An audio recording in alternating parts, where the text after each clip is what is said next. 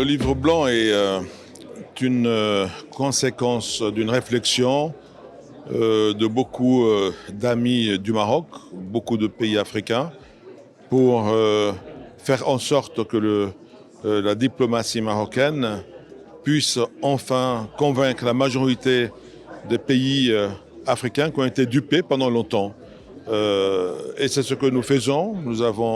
Il y a eu un processus de 5 réunions importantes et qui aboutit à l'appel de Tanger. Maintenant, nous avons fait ce livre sur représenter le chef d'État de l'Union africaine et nous voulons faire en sorte que ce grand malentendu soit levé et que le Polisario soit expulsé de l'Union africaine parce qu'elle n'a pas vocation à y être et elle ne répond pas aux attributs légaux tels que le droit international le fixe pour qu'un État puisse exister. Maintenant, l'histoire aidant, la marocanité du Sahara ne fait l'ombre d'aucun doute.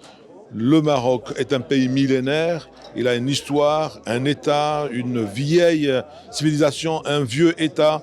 Et nous contribuons à ce que la vérité éclate et que la vérité s'installe parce que l'Afrique a beaucoup plus besoin d'intégration que de dislocation. Et l'admission de l'ASD à l'Union africaine est un facteur de désintégration de l'Union africaine. C'est un précédent fâcheux. Non, nous avons d'abord à Tanger, au mois de novembre dernier, nous sommes réunis, un certain nombre d'amis du Royaume du Maroc, anciens ministres des Affaires étrangères de leur pays ou anciens premiers ministres, nous sommes réunis pour examiner la question de la place de la République arabe sahraoui démocratique, entre guillemets, au sein de l'Union africaine. Considérant que son admission en 1982 était un coup de force qui violait la charte de l'Union africaine, nous avons pensé qu'avec le retour du Maroc depuis 2017, le moment était venu de reconsidérer cette qualité de membre de la race de l'Union africaine, parce que nous avons pensé que la race ne remplit aucune des conditions pour être un État au sens du droit international, en termes de territoire, en termes de gouvernement, en termes de population. Et ce n'est pas un sujet de droit international. La race n'est reconnue que par l'Union africaine à travers le monde. Elle n'est pas reconnue par l'Union du Maghreb arabe, l'UMA. Elle n'est pas reconnue par l'Organisation de la Conférence islamique, l'OCI. Elle n'est pas reconnue par la Ligue des États arabes. Elle n'est pas reconnue par l'Organisation des Nations unies. Et donc c'est une aberration. Nous pensons que de maintenir cette entité séparatiste au sein de l'Union africaine, parce qu'elle constitue plutôt un facteur de division et non un facteur d'unité. Et nous sommes à une phase où nous devons bâtir et construire l'unité africaine, l'intégration africaine. C'est un facteur de division et on l'a vu à plusieurs reprises. Regardez la CHAN, la Coupe d'Afrique des jeunes du moins de 18 ans qui se tient aujourd'hui en Algérie. Le Maroc n'y a pas été, pour des raisons que tout le monde sait. Et c'est lié un peu à cette question de la race.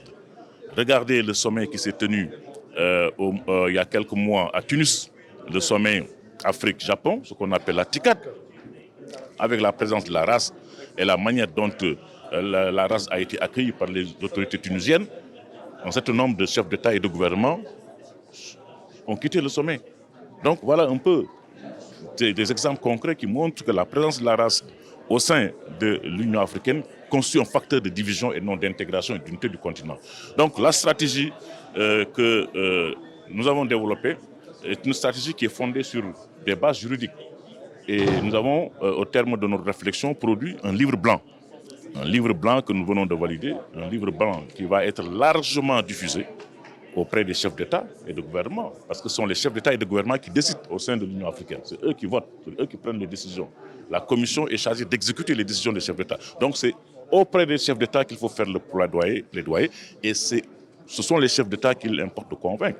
La plupart d'entre eux sont convaincus, ne reconnaissent pas la race. Aujourd'hui, la race n'est reconnue que par 16 États membres de l'Union africaine sur les 54. Donc, certaines dispositions de la charte permettent de poser sur la table la question de la présence de la race au sein de l'Union africaine.